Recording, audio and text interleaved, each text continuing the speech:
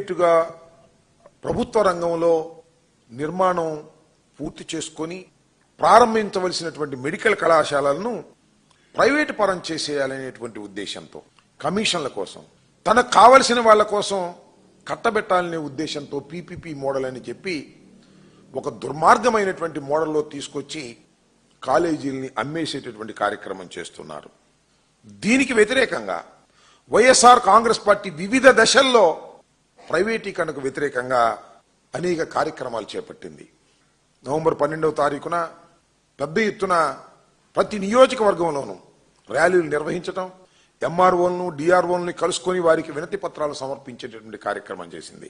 ఆ తర్వాత ఈ రాష్ట్రంలో 1 కోటి సంతకాలను సేకరించాలని అందరి దగ్గరికి వెళ్లి ప్రైవేటు పరం అవుతున్నటువంటి మెడికల్ కళాశాలలను ప్రైవేటు పరం కాకోకుండా ప్రభుత్వ రంగంలోనే పనిచేసే విధంగా చంద్రబాబు నాయుడు గారి ప్రభుత్వం మీద, కూటమి ప్రభుత్వం మీద ఒత్తిడి తీసుకురావాలనే ఉద్దేశంతో 1 కోటి సంతకాలను సమీకరించాలనేటువంటి దృక్పథంతో వైఎస్ఆర్ కాంగ్రెస్ పార్టీ క్యాడర్ టోటల్గా ప్రజల మధ్యకు వెళ్ళింది. సంతకాల సేకరణ కార్యక్రమాన్ని చేపట్టింది. అవన్నీ కూడా మొన్న 10వ తారీఖున జిల్లా కేంద్రాలకు తీసుకొచ్చాం. ఈ రోజున మళ్ళా రాష్ట్ర కేంద్రాలయానికి తీసుకొచ్చాం తాడేపల్లి. 18వ తారీఖున జగన్మోహన్ రెడ్డి గారు గవర్నర్ గారిని కలుసుకొని మొత్తం ఈ పత్రాలన్నింటినీ కూడా వారికి సబ్మిట్ చేయడం జరుగుతుంది. అంటే ఈ రాష్ట్రంలో 1 కోటి మంది ఇంకా పైనే ఇంకా సమాచారం రావాలా. ఇవాళ మీరు చూశారు, ప్రతి జిల్లాలోనూ భారీ స్థాయిలో మేము సేకరించినటువంటి సంతక పత్రాలను ప్రదర్శిస్తూ ర్యాలీగా వెళ్లి అనేకమైన ప్రదర్శనలు ప్రతి జిల్లా హెడ్ క్వార్టర్లోనూ భారీ స్థాయిలో ప్రదర్శన చేయడం జరిగింది. స్పందన అద్భుతంగా ఉంది. మెడికల్ కాలేజీలను ప్రైవేటీకరణ చేయటం తప్పు అనేటువంటి గళాన్ని వినిపించడానికి ప్రజలు కూడా ముందుకు వచ్చారు స్వచ్ఛందంగా. మీ అందరికీ తెలుసు, వాళ్ళ రాష్ట్రంలో వైద్యం అనేది ఎంత పూర్గా ఉన్నదో. దీన్ని గమనించినటువంటి జగన్మోహన్ రెడ్డి గారు మొత్తం అన్ని ప్రభుత్వ ఆసుపత్రుల్లో కూడా 0 వేకెన్సీ సిస్టంలో పెట్టి ఎక్కడ పోస్టు ఖాళీ ఉండకూడదని నిర్ణయించుకొని డాక్టర్లను అపాయింట్ చేశారు. మందులు సౌకర్యాలు కల్పించారు. ప్రతి పేదవాడికి వైద్యం అందాలని భావించి మరి 25 లక్షల వరకు కూడా ఆరోగ్యశ్రీని పెట్టి పేదవాడికి అందుబాటులోకి తీసుకొస్తే ఈ ప్రభుత్వం అధికారంలోకి వచ్చిన తర్వాత వాటన్నిటికీ మంగళం పాడింది. ఇవాళ 0 వేకెన్సీ సిస్టమ్ లేదు. ప్రభుత్వ ఆసుపత్రుల్లో మెడిసిన్స్ లేవు. మొత్తం ప్రభుత్వ ఆసుపత్రులన్నీ కూడా మూతపడిపోయే పరిస్థితి వస్తూ ఉంది.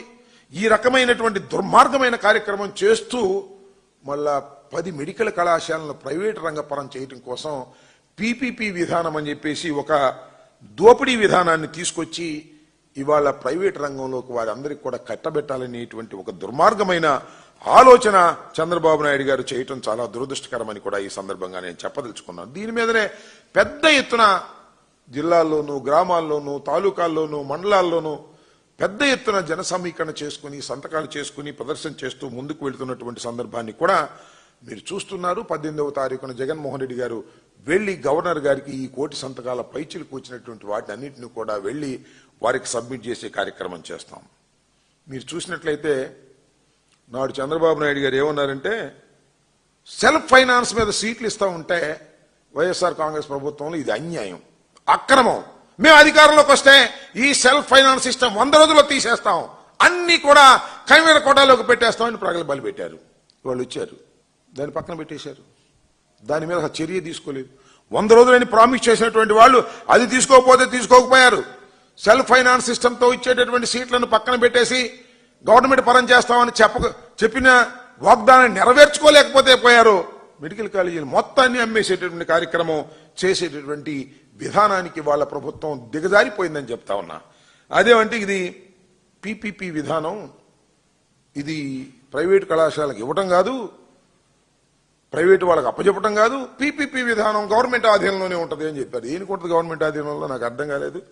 చాలా చిత్రమైన విషయం ఏంటో తెలుసా, 2 సంవత్సరాల పాటు అంట ప్రైవేటు వాడికి ఇచ్చేసినా కూడా, ఎవడన్నా నాబోటి వాడు కొనుక్కున్నా కూడా అక్కడ 550 బెడ్స్ ఆసుపత్రిలో మొత్తం సిబ్బంది జీతాలు నెలకి 5 కోట్లు ఉంటాయి. 5 కోట్లు నెలకి ప్రభుత్వమే కట్టిద్దంట. ఈ రకంగా 5 కోట్ల నుంచి 6 కోట్లు ఇది ప్రభుత్వమే కడుతుందంట 2 సంవత్సరాల దాకా. అంటే సంవత్సరానికి సుమారుగా 60 కోట్ల నుంచి 70 కోట్లు ప్రభుత్వం ఇస్తుందంట. అంటే 2 సంవత్సరాలు ఎంత?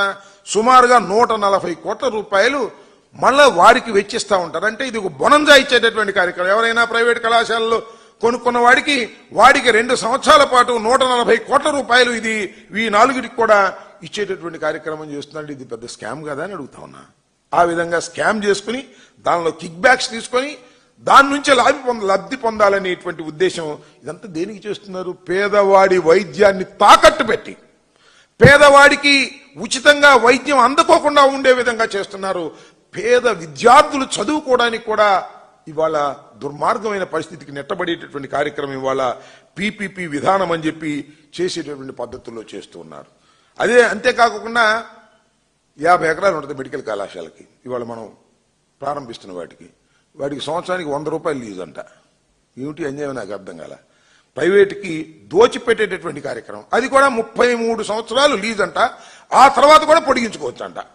ఈ 33 సంవత్సరాల తర్వాత ఇంకా పొడిగించుకోక ఏం చేస్తారు? ఆ తర్వాత ఏం జరిగింది ఎవరికి తెలియదు. ఏ ప్రభుత్వం వస్తుందో తెలియదు. 33 సంవత్సరాల తరువాత దీన్ని మళ్ళా లీజును పొడిగించవచ్చునని ఒక క్లాజ్ పెట్టి ఈ విధంగా రాష్ట్రంలో ఉన్నటువంటి పబ్లిక్ మనీని ప్రభుత్వ కళాశాలల్ని ప్రైవేట్ వారికి దారాదత్తం చేసి దోచుకోవాలనేటువంటి ఒక నీచమైన నికృష్టమైన పేద ప్రజలకు వ్యతిరేకమైన విధానాన్ని ఇవాళ చంద్రబాబు నాయుడు గారు తీసుకొస్తున్నారు. చాలా దురదృష్టకరమైనటువంటి పద్ధతులు కూడా చెప్పదలుచుకున్నాం.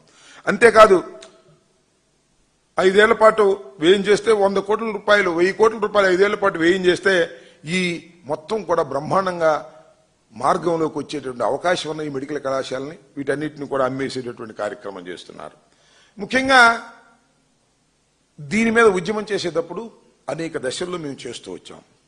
ప్రతి సందర్భంలోనూ పోలీసులు రెచ్చగొట్టారు, మా మీద ఎగదోశారు, కేసులు పెడతా ఉంటారు, మేము లోపలేస్తా ఉంటారు, ఊరేగింపులు సాక్కోకుండా ప్రదర్శన సాక్కోకుండా అడ్డుకునేటువంటి ప్రయత్నం చేశారు.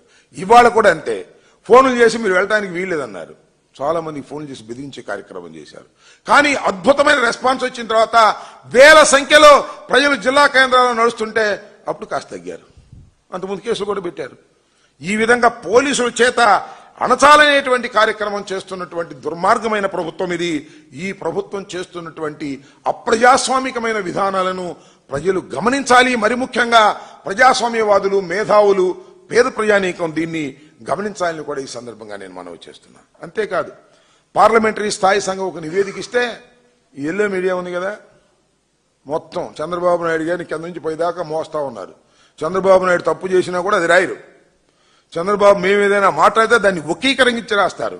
అంతేకాదు ఏదైనా ప్రైవేట్ ఏజెన్సీలు కానీ ప్రభుత్వ ఏజెన్సీలు కానీ ఏమైనా రిపోర్ట్స్ ఇస్తే దాన్ని కూడా వక్రీకరించి రాసేటువంటి మార్గం చేస్తా ఉన్నారు. ఇవాళ పార్లమెంటరీ స్థాయి సంఘం ఒక రిపోర్ట్ ఇస్తే అది పీపీపీ విధానంతో మెడికల్ కళాశాలలను ఇచ్చేయమని రిపోర్ట్ ఇచ్చిందని ఒక తప్పుడు రాతలు రాసేటటువంటి కార్యక్రమం, వక్రీకరించి రాసేటటువంటి కార్యక్రమం చేస్తా ఉన్నారు.